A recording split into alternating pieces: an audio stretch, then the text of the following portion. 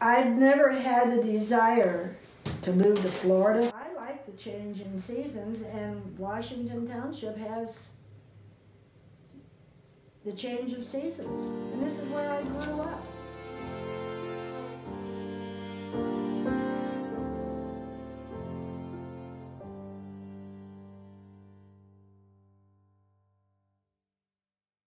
I wanted to move.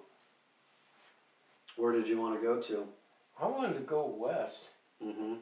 I wanted to go explore.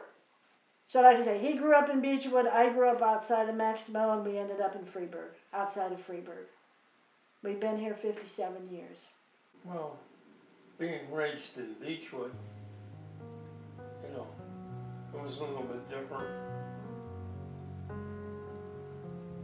People are pretty much the same, but they weren't as close. The neighbors weren't as close down here as they were up home. Things were a lot different back then. There wasn't so much technology. It wasn't moving as fast. So when Carolyn and I got married, I had went to linotype school to learn to run the linotype and take care of it. It was what we used to set type with. My mother was a linotype operator. I took after her side because I liked that machine.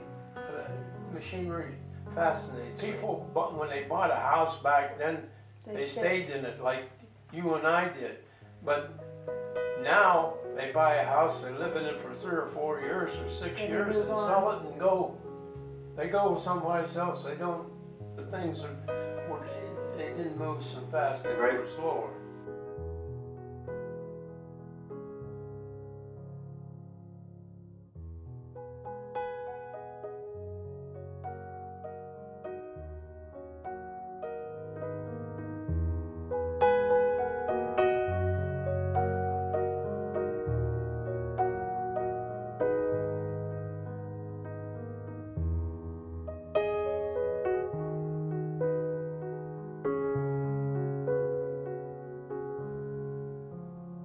All that woods that is Beech Creek now was Kindler's Bottom, and then it became known as Hardesty's Woods.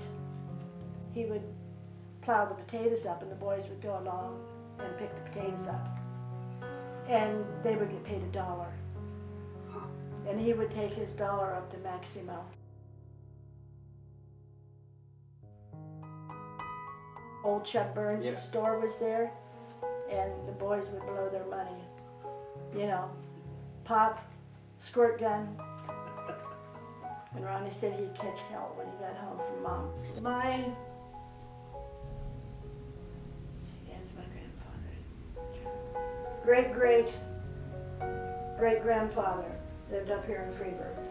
I can remember of coming down there in the probably late 40s, had pear trees. And I can remember of coming to Freeburg to pick pears at their house. What did you do with them? Did you guys? We took them home and Mom canned them. Okay, that's what I was wondering, if you just ate them fresh or if you canned them. Well, yes, you know, ate some, but Mom canned them too. But that was my earliest memories of Freeburg. One of my great uncles up here in Freeburg, he went west. It was in the paper. Sam went west. He went to Indiana because that was west at that time. Right. Yeah. I think it was Frank that wrote an article. Beechwood is a bit dangerous place to live.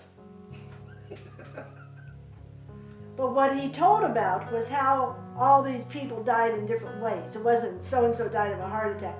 He mentions the guy that the plane crash. You know, that built the plane. Kaler, he mentions him. He was flying, you know.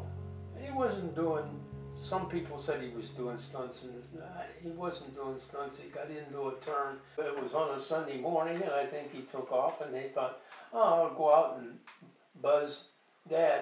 The wing was already tipped. The plane was tipped because he was trying to turn, and he caught the clothesline.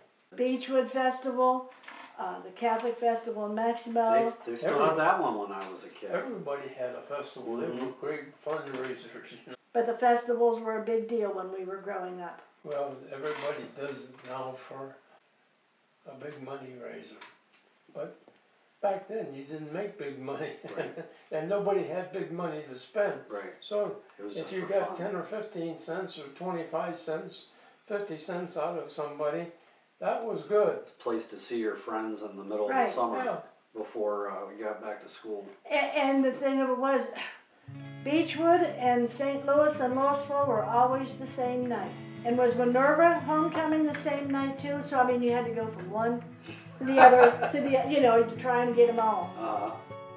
And I can remember going to Minerva homecoming when I was little, just amazed. They always had those trapeze artists. It was just fascinating to watch that girl walking on that wire across there, you know.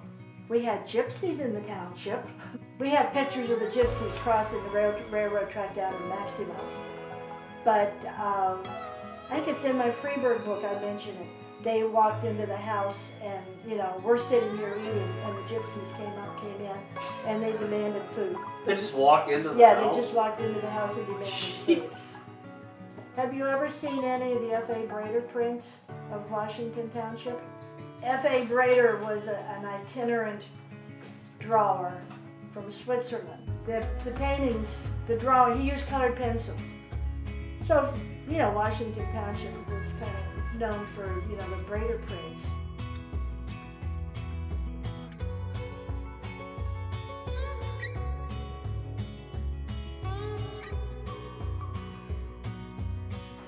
Well, Thanksgiving at home before I was married was usually hunting time. That time they didn't have deer hunting. They had, just had pheasant. Thanksgiving morning, some guys would come here and he and Dale would go out hunting and eat my cinnamon rolls. It's been years since you've hunted. Huh? I say it's been years since you have hunted, hasn't it? So I don't know what it's going to look like in 20 years. You know, the farmers, was a farming community, the township. And are they going to be, is it going to, we were talking the other day at writing class about raising children today. Dale's dad was born in 1889. Wow.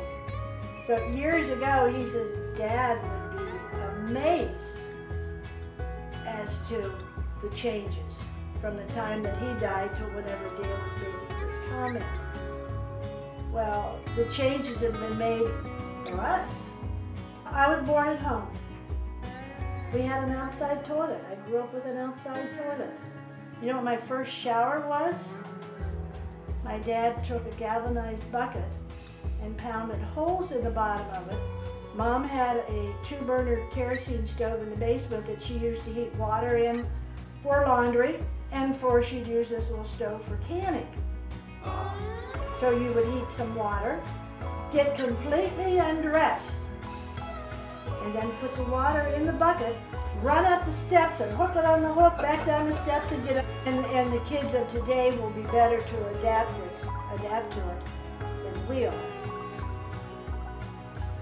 That's probably the case with all generations. I think now I realize in other states, there's other town or counties, there are little villages that nobody knows, but this is home. Yep. This is home.